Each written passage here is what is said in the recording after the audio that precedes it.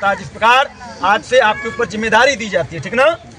यह मंडप बना है, अगर गांव में होता है तो मंडप जो 16 बांस का बनता है, 16 बांस का जो है मंडप बनता है। उसके बाद उसको काफी पुराने जमाने में ऐसे माने लोग छाते थे। किस प्रकार बांस का मंडप गाड़ा जाता है, बांसा का क्यों गाड़ा जाता है, सबसे बड़ी प्रधानता होती है कि बांस का मंडप क्यों गाड़ा जाता है।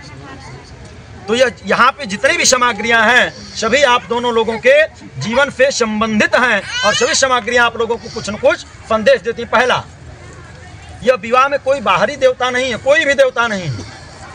पितृ लोग बंधे हैं, पितृ का भी विसर्जन, पितृ भी खुल गए। लेकिन यह पूजन किसका हुआ, विवाह किसका हुआ, तो जिस विवाह को हम लोग करवा रहे हैं उस विवाह का नाम है लक्ष्मी नारायण विवाह, जिसमें जो है नारायण के रूप में वर विराजमान होता है और लक्ष्मी के रूप में कन्या विराजमान होती है। अभी पंडित जी ने बताया कि 3 प्रकार के धर्मों के साथ कन्या जो है आगे बढ़ती है। कभी धर्म पत्नी जुड़ा होता है, कभी भी धर्मपति नहीं होता है। 4 पुरुषार्थों के साथ धर्म अर्थ काम के साथ कन्या जो है प्रबल हो जाती है, इसलिए उसके साथ जो है धर्म पत्नी का शब्द जो है जुड़ जाता है। बांस का मंडप क्यों गाड़ा जाता है, तो बांस कितना भी ऊंचाई पर क्यों न चला जाता है, जाने के बाद बिना फल के वह झुक जाता है। वो आपको संदेश दे रहा है क्या कि आप अपने जीवन में कितनी भी ऊंचाइयों पर क्यों न चले जाइएगा, लेकिन बड़ों के प्रति विनम्रता का भाव प्रकट करिएगा। क्योंकि नमन्ति फलिनो वृक्षाणाम नमन्ति गुणिनो जना पुष्प वृक्षाश्च मूर्खाणाम न नमन्ति कदाचिन। फलने वाला वृक्ष और गुणी व्यक्ति हमेशा शीतल होते हैं, कोई बात का लेकर के वहां से नहीं करते हैं। अब दूसरा हरीफ गाड़ते हैं हम लोग, तो हम लोग सनातनी हैं। हम लोग कोई भी कार्य करेंगे तो बिना कृषि से संपादित किए हुए हम लोग कार्य नहीं करेंगे। जब तक कृषि से संपादित हो जाएगा तभी वो हमारा कार्य पूर्ण होने वाला है। उसके बाद तीसरा सुगा का प्रयोग होता है इसमें, इसलिए तो सुगा आपको यह संदेश दे रहा है कि मैं इतना तीखा खा करके आपको मीठा बोलने का प्रयत्न करता हूँ, मीठा बोलता हूँ।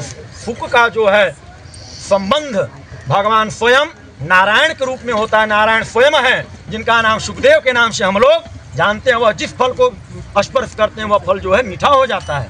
आपको कह रहे हैं कि आपके जीवन में आपको कोई कितना कटु वचन क्यों न कहेगा, आप प्रति उत्तर जो है मधुर वचनों में दीजिएगा।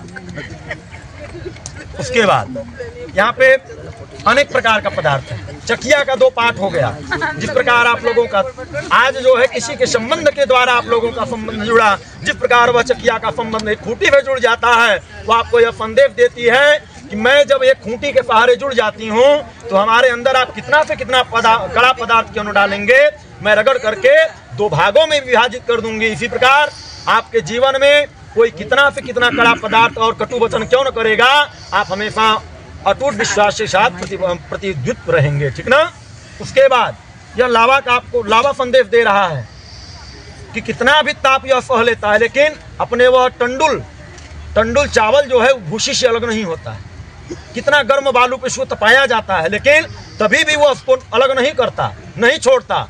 उसी प्रकार आज से आपके जीवन में कुछ भी समस्याएं आएंगे, आप दोनों लोग एकाग्र होकर के उसका जो है निवारण करेंगे। लड़की कन्या का पहला वचन, कन्या पहले वचन में कहती है कि लब्धो अशित्वयं मया भर्त अपूर्णे च विविधे कृते सिंदूरदान करा के फिर करा देवी संपुचितानंतो में बनाएंगे बंदनो भवन्ति में सदा। हो गया पान। पहला वचन में कन्या कहती है कि मैं अब तक कितना देवी देवताओं का पूजन किया, आज आपको पति के रूप में मैंने प्राप्त किया। आज से आप हमारे सदा पूजनीय रहेंगे और गृहस्थ जीवन में सुख और दुख दोनों आते जाते रहेंगे। अगर कोई कारण व समस्या हो जाएगी तो आप लोग जो है एक पास में होकर उसका निवारण करेंगे। पहले लड़की का पहला वचन। दूसरा वचन में कहती है कि वापि कूपतड़ा ज्ञानी यज्ञ यात्रा महोत्सवान और नवरंभे अनुज्ञाय दे ऊर्जे अपि तथा संवदेत।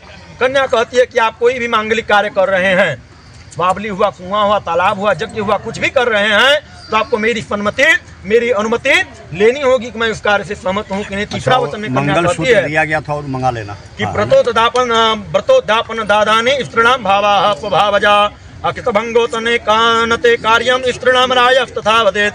लड़की कहती है तीसरे वचन में कि नारी का नैसर्गिक लक्षण है, वह व्रत करेगी, दान करेगी, उद्यापन करेगी, उसके मांगलिक कार्यों में आप उनका कभी हस्तक्षेप नहीं करेंगे। कन्या का तीसरा वचन। चौथे वचन में कन्या कहती है स्वकर्मणा अर्जितम वित्तम पशुधान्यम धनागम सर्व निवेदय मह्यम चत्वारि तीन तथा संवदेत। कहती है स्वकर्मणा, आप अपने द्वारा जो भी कमाएंगे, स्वकर्मणा अर्जितम वित्तम, आपके द्वारा कमाया हुआ धन जो है लाने के बाद उसमें से हमारे हाथों पे कुछ रखना होगा। लड़की का चौथा वचन।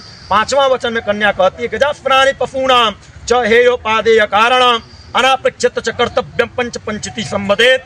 लड़की कहती है पांचवें वचन में कन्या कहती है कि आप जो है कोई भी कार्य कर रहे हैं, जैसे व्यापार संबंधित हुआ, कोई भी आप बिजनेस कर रहे हैं, तो आप उसमें जो कुछ भी होगा आप हमें स्वयं बताएंगे और मैं उसमें सम्मति आपको प्रदान करूंगी। उसके बाद छठे वचन में कन्या कहती है कि भूषणानि विचित्राणि रत्न धातु मयानि च अतदान प्रतिगृह्यात खड़ रीतावपि संवदेत। छठा वचन में कन्या कहती है कि आपने डाल के समय जो भी साड़ियाँ चढ़ाए हैं, गहना चढ़ाए हैं, धन चढ़ाए हैं, इस मंडप कर्म को, इस समाज को दिखा करके आप घर पे जाकर के उतरवा न लीजिएगा। कन्या का छठा वचन हुआ। सातवें वचन में कन्या कहती है कि गीत वदित मंगलानाम बंधुनायम च गृहे सदा अनाहुता गमिष्यामि यदा मां प्रतिपालयेषाम्। कहती है कि मैं अपने ससुराल में रहूंगी आपके यहाँ, और हमारे मायके में अगर कुछ पड़ जाएगा तो अगर मैं वहाँ पे बिना बुलाए चली जाऊंगी तो आप हमें अपमानित न करिएगा। कन्या का सात वचन हुआ। उसके तदुपरांत जो है आपके पंडित जी जो है आपका कुछ वचन है जो पंडित जी स्वयं आपका कहेंगे। पंडित जी फटाक से जो है वाक्य को कहें, उसके बाद आगे का कार्य हो। जो 7 वचन उन्होंने अंकिता के माध्यम से पंडित जी ने कहा, आपको स्वीकार है? कोई सुना? नहीं, जोर से बोलिए। नहीं, विशाल जी का कर्तव्य है भाई, शर्त एक तरफ से नहीं होती, एक तरफ से दादागिरी होती है, शर्त दोनों तरफ से होती है। तो ये कह रहे हैं कि तुम आपके सातों वचनों को मानने के लिए तैयार हो, लेकिन हमारे 5 वचन हैं। क्रीड़ा शरीर संस्कारम समाजोत्सव दर्शनम हास्यम परिगृहयानम त्रिजेत प्रोषित भर्तिका। प्रोषित भर्तिका उसे कहते हैं जिसके पति जो है किसी कार्य मार्ग, मान लीजिए कहीं चले गए तो आपको जो है घर में जब मैं रहूँ आप क्रीड़ा कर सकते हो, संस्कार कर सकते हो, सज कर सकते हो, आ जा सकते हो, लेकिन मेरे न रहने पर ये सब कार्य आपको नहीं करना होगा। और कह रहे हैं कि आप हमारे परिवार का सम्मान करेंगे तो हम भी आपके परिवार का सम्मान आदर करेंगे। मेरे चित्त के अनुसार आपको अपना चित्त रखना पड़ेगा। कोई ये बोले कि विशाल जो कमाते हैं उसको किसी दूसरों को दे देते हैं, उस पर विश्वास मत करिए। कौवा कान लेके जा रहा है, कौवे के पीछे मत देखिए। पहले सत्यता देखिए कि सही बात क्या है, इसके बाद तर्क वितर्क करेंगे। नहीं तो क्या है, छोटी सी बात में परेशानियाँ बढ़ जाती हैं। आप हमारे परिवार का सम्मान करें, हम आपके परिवार का सम्मान करेंगे। हमारे चित्त के अनुसार अपना चित्त रखिए। अगर इस प्रकार से आप करेंगे तो हम आपके सातों वचनों को मानने के लिए तैयार हैं। ये जो है 5वें कर है कि बिना पत्नी कथम धर्मम आश्रमाणाम शोभते। यह गृह शास्त्रम बिना एक धर्म पत्नी का अच्छा नहीं होता, इसलिए आप धर्मपत्नी बनो। धर्मपत्नी बन करके अगर आप हमारे घर को, हमारे परिवार को जो है पालन पोषण करेंगे यथा उचित, तो हम भी आपके समाज के, आपके परिवार का हम सम्मान आदर करेंगे। इसलिए आपको धर्मपत्नी बनना पड़ेगा। आप धर्मपत्नी बनेंगे तो हम भी आप क्या बनेंगे, धर्मपति बनेंगे। आज धर्मपत्नी और धर्मपति बहुत कम हो गए हैं। आजकल तो हस्बैंड और वाइफ हो गए। हस्बैंड किसे कहते हैं? औरतें डांट देते हैं, आदमी हंसने लगता है। विशाल कर रहे नहीं भाई, मैं हस्बैंड नहीं बनूंगा, मैं धर्मपति बनूंगा। आपको धर्मपत्नी बनना पड़ेगा। अगर ये इनके 5 बातों में आपको स्वीकार है तो आप लोग आपस में देख करके हाँ या ना बोलिए। हम लोग के सामने बोलने से कोई फायदा नहीं। बोलिए बोलिए, जल्दी समय नहीं है।